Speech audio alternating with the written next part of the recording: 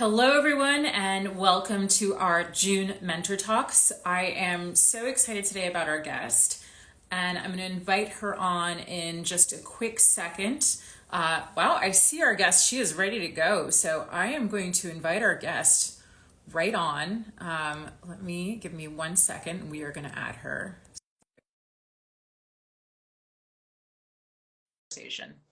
And give her a moment to join us. And tell you all, if you have not joined in on Mentor Talks today, we got Yasmine. How are you doing? Hello. Good to see you. Good to see you too. Hi. I'm so excited. I'm so excited to see all these people joining too. I think we're gonna have a good program today. I'm super excited. It's such an honor to be here, and it's a gorgeous day here in the Bay as well. So perfect. Yes, I'm gonna have you show off your view too. So I thought I'd go through, we do our little introduction, and then we could start our program. Perfect. Amazing. So as I was saying to the audience before you joined, I want to welcome everyone to Mentor Talks. My name is Maria Iliadis, and I'm with the Office of Alumni Affairs in the Bureau of Educational and Cultural Affairs at the U.S. Department of State. Our office opens the door to the Million Strong Exchange Alumni Network, professional development, and grant opportunities for the alumni of U.S. government educational and cultural exchange programs like Yasmine. And this is your chance to connect with her and also to connect with other incredible leaders and hear their stories and get career advice. So Yasmine is an entrepreneur and a youth exchange program scholar, also known as YES. And she's an exchange alumni. She's originally from Morocco, and she launched her company Voyaj in the spirit of international exchange, connecting people through meaningful one-on-one experiences. Yasmine is now in the Bay Area, and she'll soon be launching Voyaj as an app that will make friends of strangers from all over the world. Her work and mission has been featured in Forbes, National Geographic, NPR, and the BBC. And I cannot wait for our full conversation. So Yasmine, welcome to Mentor Talks. Thank you. I'm so happy to be here. It feels like coming home 14 years later. Wow. Yeah, I love that. And you, speaking of home, so you remind me where you did your exchange. I was in Overland Park, Kansas. That's where I did my exchange year in 2010 from Morocco. Amazing. But that's not the only place you've been in the United States. In fact, one of the fun facts we know about you is that you have traveled to all 50 US states by bus. Could you tell me about this trip and what made you decide that you needed to see all 50? I grew up, in Morocco watching a lot of Hollywood movies, and I wanted to really understand American culture. And I figured that the best way to do that was to actually go on the ground, meet the communities where they live. And the State Department opportunity was such an incredible catalyst for that vision, that dream. Living with an American family, I had four host brothers and sisters.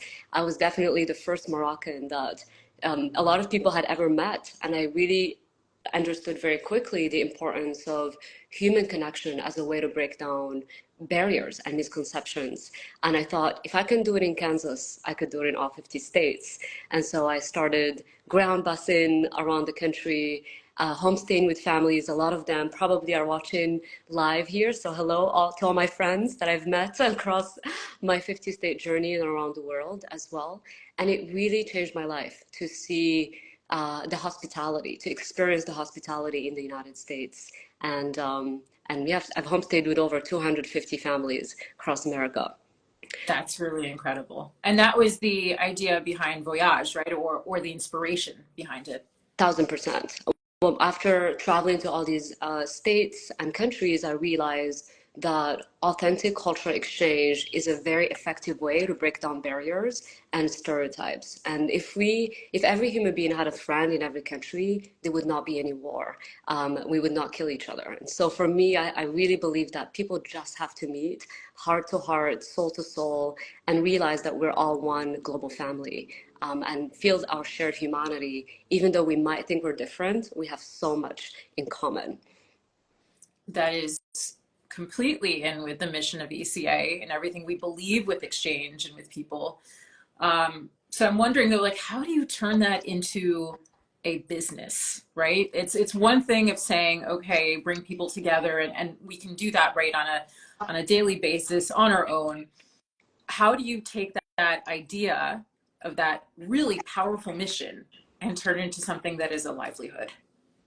It's such a good question. It really happened by chance. I never thought I was going to be an entrepreneur. I just generally followed my interest and my passions. I wanted to understand people and communities everywhere and culture. I had my own questions around identity and being from Morocco, growing up as an African, as an Arab. What does that mean living in a Western country? So I was having my own questions, and then I realized, oh, like we really don't know each other across borders. And if there, and I was looking around different platforms, and there was Facebook that was emerging, and Instagram obviously is also new, but there wasn't a platform that enabled people to connect authentically, to have these study abroad programs in a day or in a couple of days. So I started to do it manually. Initially, I was connecting people to people because I had friends everywhere that if someone was going to France or Morocco or Jordan, like I would just match them with a family. And then eventually the demand was, it started to get higher and higher, and communities started to reach out, asking me to do that for their members and their communities. And it just evolved into this journey. Like it's been 8 years that I've been working on Voyaj, and I still feel like I haven't achieved the mission. I'm still like working on it. And the latest iteration is this app using technology as a way to enable more people and communities to have these cross-cultural connections and experiences. So that's the latest iteration of this 8-year mission. I mean, it sounds like it's something that has the potential to be a lifelong mission, right? That never ends. And also, I think it sounds like if it's something that people kept asking you for and it growing bigger with people who are asking for it, that there's a real need for that human connection across the world. Absolutely. I mean, the need to belong is innate. Anywhere I went, I've been to 48 countries. Anywhere I went, people had this deep desire to connect and belong with others and to meet people different from them.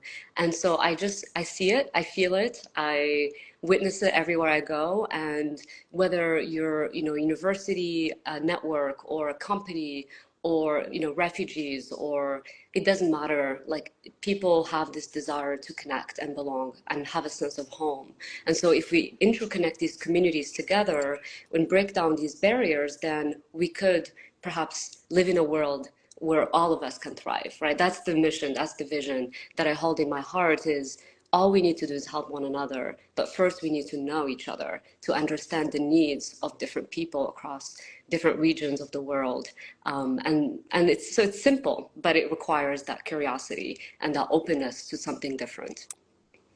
Yeah, I love all of that. And you're right, it does require that. And I was wondering, speaking of times of human connection and getting it there, during the pandemic, we all felt really disconnected and isolated, and businesses felt an extra challenge during that time. And being that you have a business that is connecting people face to face, how did you adapt to that challenge, and how did you still connect people even though we were stuck, Yeah. 6 feet apart, as the saying went at the time? I mean, that's a beautiful question. One of the positive impacts that I feel that have come out of COVID was I think there was a moment where we all could feel that we were all interconnected, no matter where we were.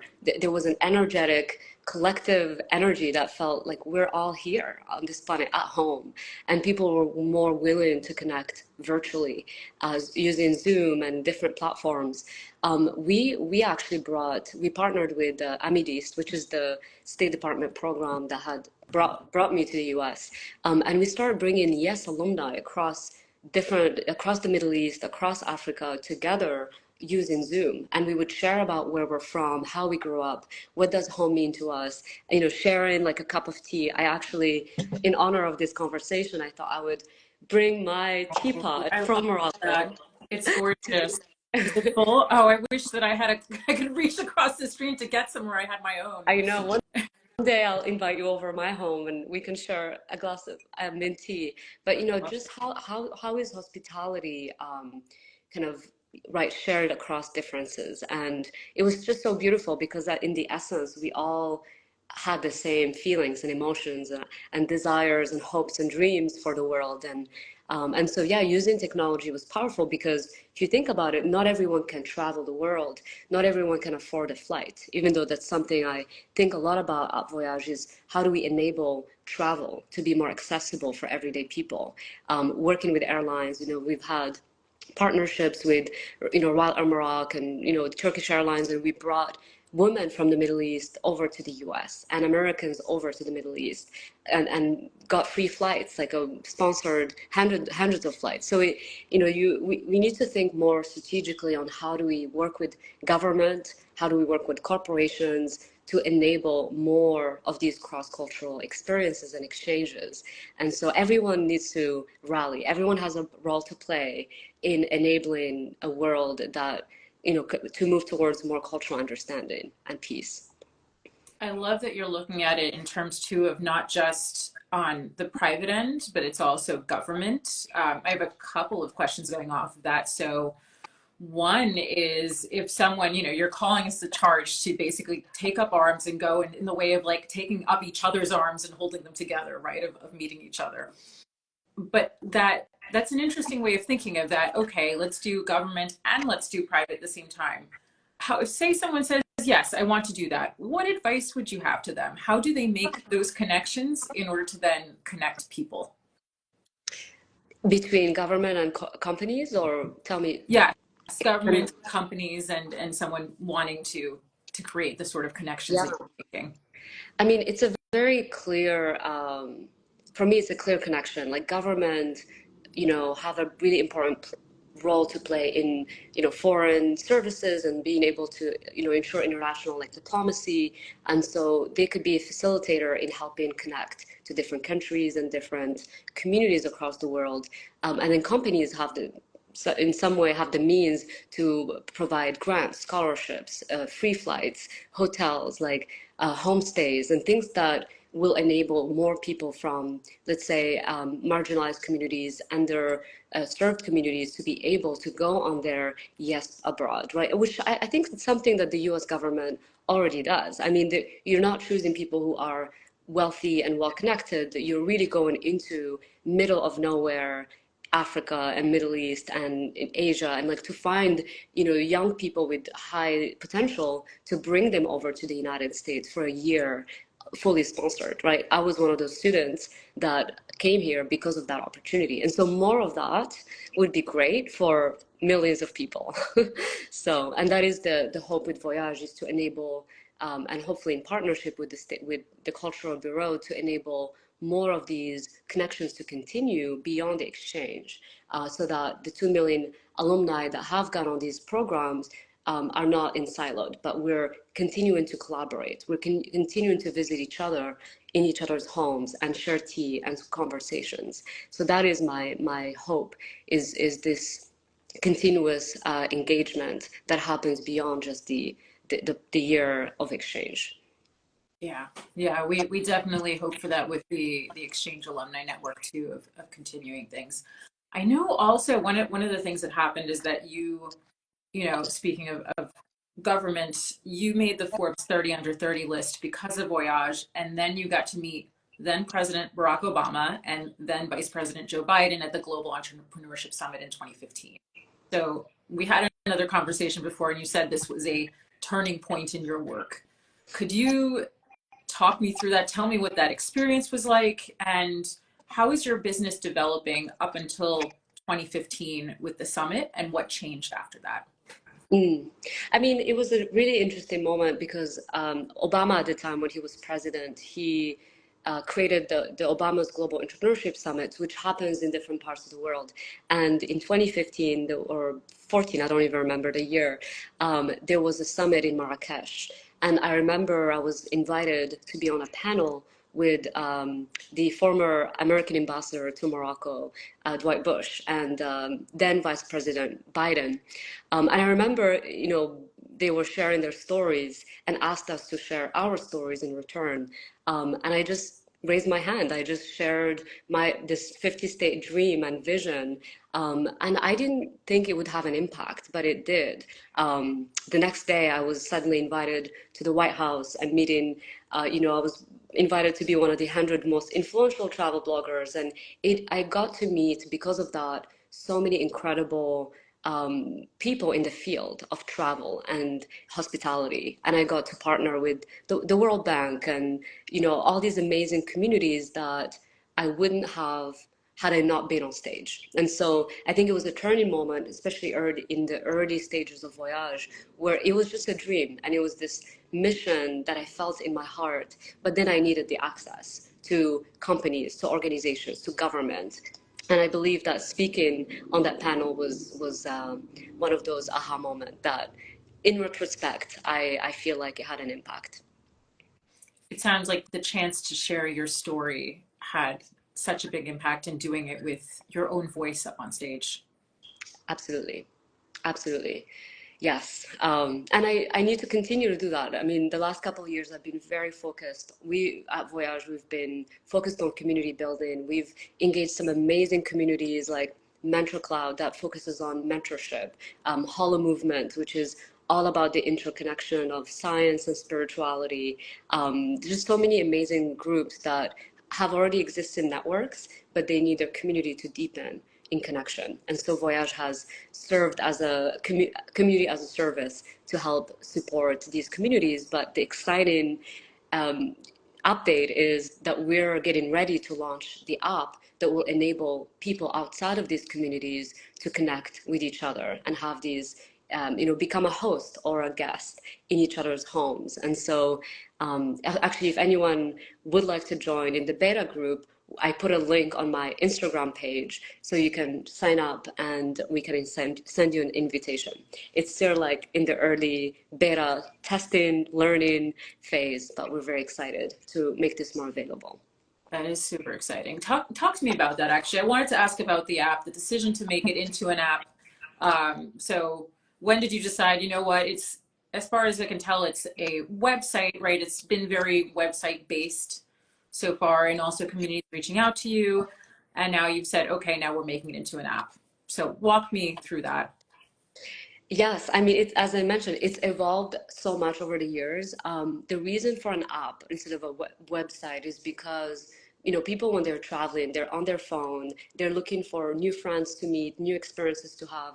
And so we decided to focus on the mobile app. So right now it's on Android and iOS.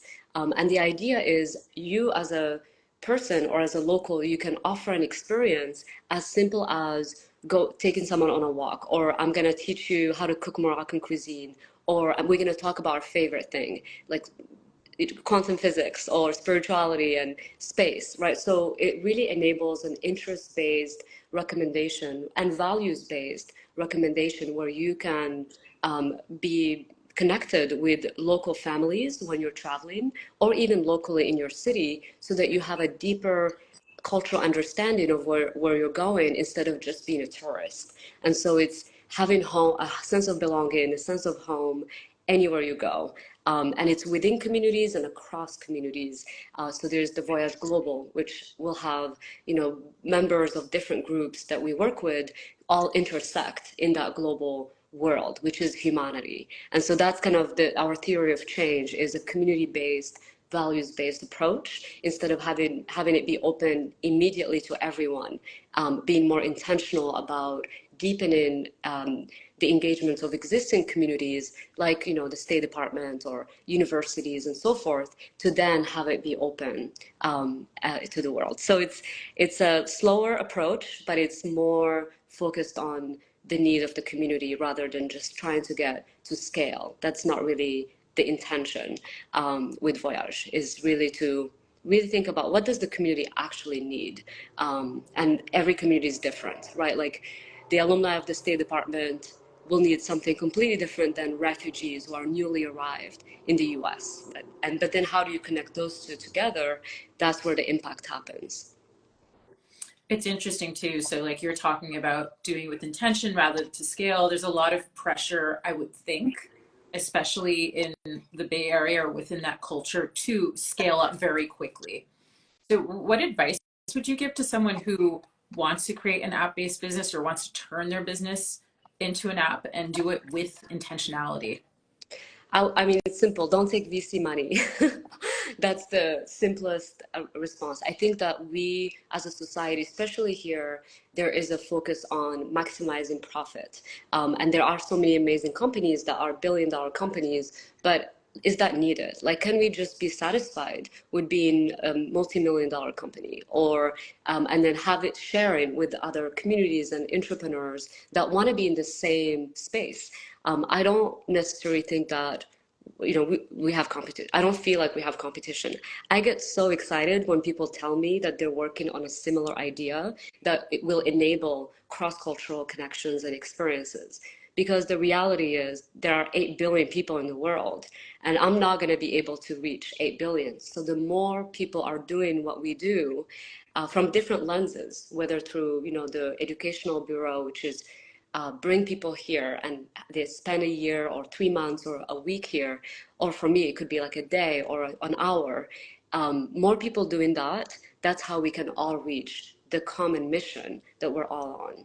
And so that's my way of thinking, which is very different from a lot of people here. So, it is what it is. Is that difficult, or have you found that to be difficult to swim against the current, so to speak?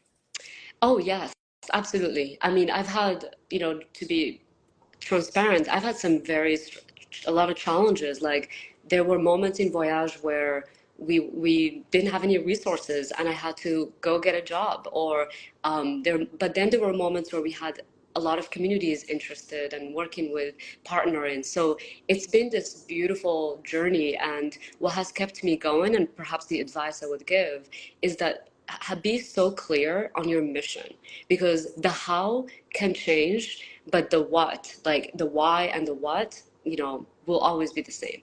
But the how, it could be, I'm gonna take people to Morocco or bring people to the US, or it could be that I'm gonna write a book or I'm gonna build an app. I have there's no guarantee that the app is going to work, but all I know is that I have to try it. And that's what I've been working on, slowly but surely, making progress on how to build tools to enable more people to connect across borders. So it's a journey, but I'm just very excited to have amazing collaborators like you and people around the world who really believe in this mission, and that's what keeps me going at the end of the day. That's very powerful. And I know also, just speaking of culture around in the Bay Area, and you're wanting to talk about your relocation, but before we did that, I wanted to share your fabulous view with everyone online. Can we show this off? Yes, absolutely. So we are here in the marina. This is, I don't know if you can see the Golden Gate Bridge, but I the one can. thing I Wow. love about this is a Moroccan designed home. So everything here is Moroccan carpets, my tea. You're all invited.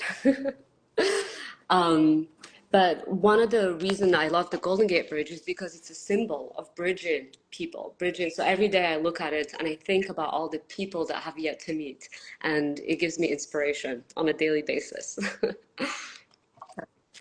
Fantastic. And I love that you've also brought in, a bit of home into your space, as part of the grounding of what you've made for yourself. It's important, right, to not forget where we come from, and stay connected to our roots and origins. So I do miss home every day. And hello to all my Moroccan friends and Moroccan family. And yeah, it's beautiful. It's beautiful journey. I'm curious, actually. I know this is it's an interview with me, but I'm also really curious how you got excited about cultural exchange and working with the State Department as your career. What was that inspiration for you? It's a really long story. I think the short end of it is, like many Americans, I am part of a diaspora. I am Greek American.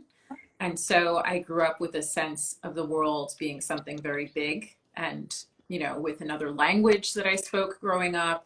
And my parents also really encouraged me to read. And so, I was traveling around the world through reading well before I ever actually did it. And it was that, and it was actually getting to travel and seeing with my first exchange how, there are many ways to do the same thing and they're not wrong. It's just different. And it was the start of a fascination. And it's, again, a much longer story of how I eventually ended up working for state. But part of it is, like you said, of that mission to connect people. I believe people are more alike than different. And to be able to bring people together, and especially with, this program, with this office where we bring exchange alumni together and further the experience of those exchanges, that's what got me really excited about working with the State Department. I love that. I love that. Yes. I mean, I really love what the Educational and Cultural Bureau does at the State Department. And I think a lot of people don't know about it. I'm finding myself also like having to, educate people about the education piece of the government, not just the foreign affairs and all that world, but it's also like, oh no, there's so many, a lot of cultural diplomacy happening on the human to human level, and that's how I got here to the United States. And so, yeah, it's beautiful. Yeah. I hope it keeps going. I think it will. I think if we have alumni like you, exchange alumni like you out there, it will absolutely continue. Yeah, I'm so happy to hear. Yeah. Yeah. We're almost out of time. I brought something. I know kind of another trivia fact is the fact that you have a huge hat collection. I brought one of mine on just for a moment. Oh my I don't know if you have I'm so glad you a did. nod to your tea. I love that. I feel like I need to find my hat now because, yes, I do collect hats, even though I think at this point they are lost somewhere in the many homes that I have visited. But yes, I do have my hat somewhere in here, so I'm gonna have to take a photo and send it to you later. You will, but that's okay. But we've got time, I think, for one last big question to ask you. So what is your number one tip for those who want to make a business out of people to people connections? Mm, um, I would say before you venture into the world of business, and especially the people to people related type, I would say go on an inner journey first. Get to know yourself, really understand your inner workings, your motivations, your childhood background and traumas, and really do the work first because it's not easy. Working on peace building is hard, and what's going on in the world right now in the Middle East, in Gaza, is devastating and heartbreaking. And so to be able to develop that sense of compassion and empathy is so necessary to do the hard work because it requires bridging divide and bridging unbreakable, like really difficult things. And so I'm still pondering on that. It's not easy to we live in a very difficult time, and a lot of work is needed. And so find the heart inside of you and then bring it forward to humanity. And don't be afraid to speak your truth and your voice. That would be my humble advice from my experience so far. Thank you, Yasmine. This was a wonderful program. I loved getting to talk to you today. I loved getting to share your story. This has been lovely. So thank you again. So thank you first, and then a huge thank you to all of our viewers who are out there who are listening now, who are here on the program. If any of you are interested in learning more about our awesome exchange alumni like Yasmine, you can visit our website at alumni.state.gov and follow us on Instagram, LinkedIn, Twitter, and Facebook. So thank you everyone for watching, and we'll see you soon on our next Mentor Talks. Bye. Ciao.